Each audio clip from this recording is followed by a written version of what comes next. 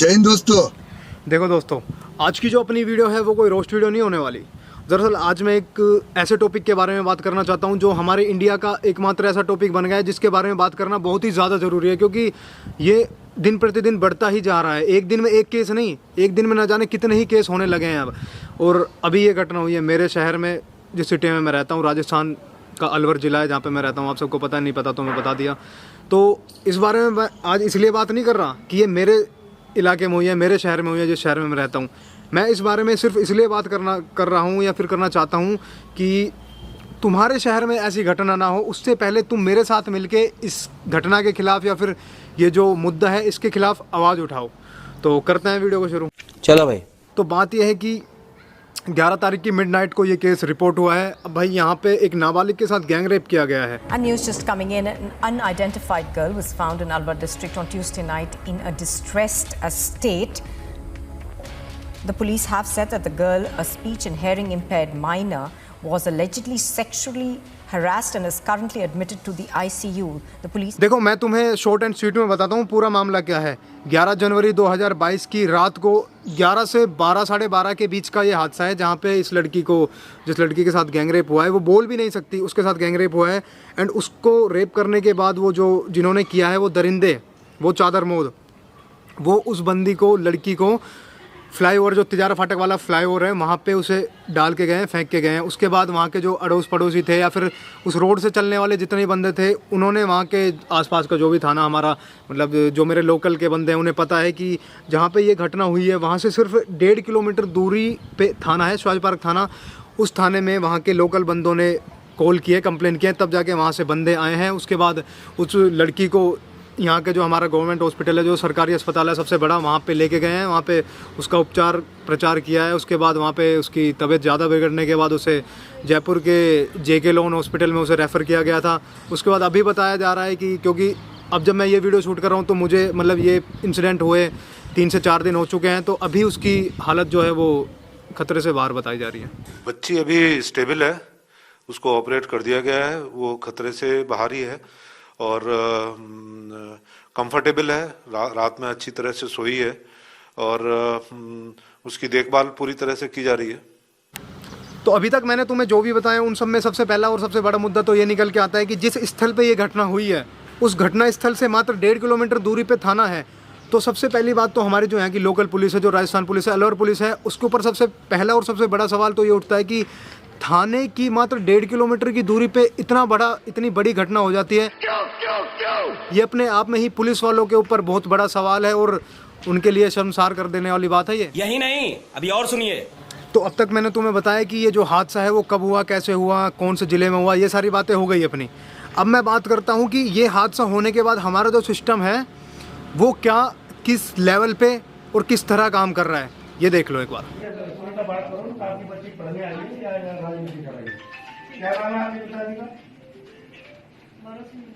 भरोसी जी का नंबर दो, हमारी एडीएम। अरे आप मेरी बात सुनिए।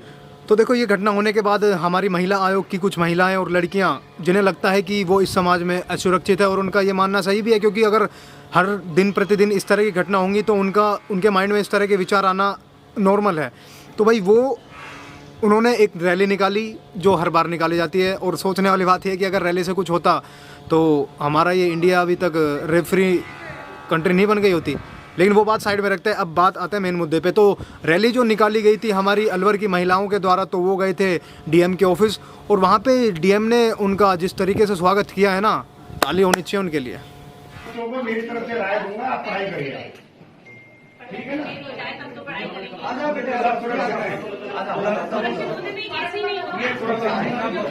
देख रहे हो तुम, हमारे माननीय जिलाधिकारी के विचार, उच्च विचार। ये है हमारे अलवर जिला के डीएम साहब।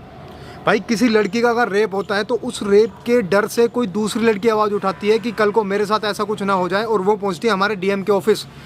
तो हमारे डीएम साहब उन्हें ये समझाते हैं कि तुम्हें इन सब चीज़ों से की टेंशन लेने की ज़रूरत नहीं है बिल्कुल भी, क्योंकि इंडिया के अंदर तो रेप होते ही नहीं है, और राजस्थान में तो बहुत होते ही नहीं है, बिल्कुल ही नहीं होते। हालांकि वो बात अलग है कि पिछले 2 साल से टॉप 1 पे चल रहा है राजस्थान। लेकिन हमारे डीएम साहब ये समझाते हैं कि तुम अपनी पढ़ाई पे ध्यान दो, तुम्हें इन सब चीज़ों से मतलब नहीं है, राजनीति में मत घुसो तुम। अब मुझे ये बताओ कि इसमें राजनीति कहाँ से आ गई भाई? अगली लड़की को बिल्कुल डर है, वो तो आवाज़ उठाएगी, बल्कि तुम कुछ नहीं कर रहे हो, तुम अपनी नाकामयाबों को छुपाने के लिए उस लड़की के ऊपर दबाव डाल रहे हो, उसे चुप करा रहे हो। ये भगवान क्या जुल्म है। और बात अगर थोड़ी सी राजनीति की ही कर लेते हैं तो बता दूं कि राजस्थान के अंदर तो कांग्रेस सरकार है ही, तो राजस्थान के अंदर की जो विपक्ष पार्टी है, जो बीजेपी है, वो कांग्रेस के ऊपर दबा के लगाए हुए हैं आरोप कि तुम्हारे राज में ये केस हुआ ही कैसे। जैसे तो बीजेपी के राज में तो कभी कोई केस हुआ ही नहीं, कोई रेप ही नहीं हुआ, कोई अत्याचार हुआ ही नहीं। अब मैं यहाँ पे किसी भी पार्टी का पक्ष नहीं ले रहा, लेकिन मैं सिर्फ ये बताना चाह रहा हूँ कि जितना आरोप तुम, जितना विरोध उस पार्टी का कर रहे हो कि तुम्हारे राज्य में ये क्यों हुआ, उतना ही विरोध अगर तुम इस मुद्दे पे करो ना कि ये हुआ ही क्यों, चाहे किसी भी पार्टी के साथ हुआ हो, किसी भी पार्टी के राज में हुआ हो, किसी भी राजनीतिक दल के राज में हुआ हो, लेकिन ये हुआ ही क्यों, तो मेरे हिसाब से बहुत ही जल्द हमारा इंडिया रेप फ्री हो जाएगा। एक औरत को, बच्चे को अपहरण कर लिया गया, गुंडे किया जा रहा है, और पूरा गांव अगर शांत है तो ये मुर्दों का राष्ट्र है कि नहीं है? आप केवल इस वीडियो को शेयर करिए, उसके तक खबर पहुंच जाएगी, या सीएम तक ये खबर पहुंचे क्या हो रहा है।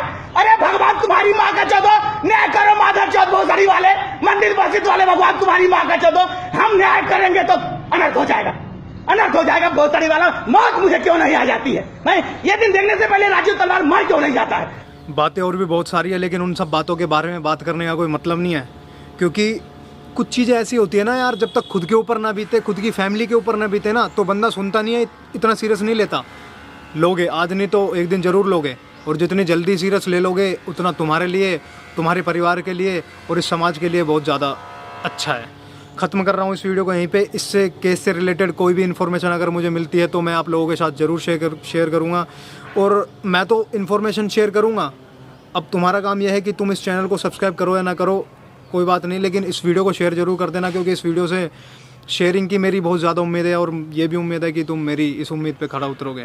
तो वीडियो को शेयर कर देना। ख़त्म करते हैं इस वीडियो को यहीं पे। ध्यान रखो अपना और अपनी फैमिली का, अपने परिवार का। मिलेंगे नेक्स्ट वीडियो में, तब तक के लिए जय हिंद दोस्तों। कब तक लड़की डरती रहे अपनी इज्जत को सहेज के, नहीं देखा जाता मुझसे, मेरा माथा है कलेश में। अब तो लेकर आओ फांसी कानून के पेज पे, लटका दो सालों को फिर सरेआम स्टेज पे। वो हाथ काट दो जो पड़ता है एक लड़की की कमीज पे, आग लगा दो इन कुत्तों के दोनों पैरों के बीच में।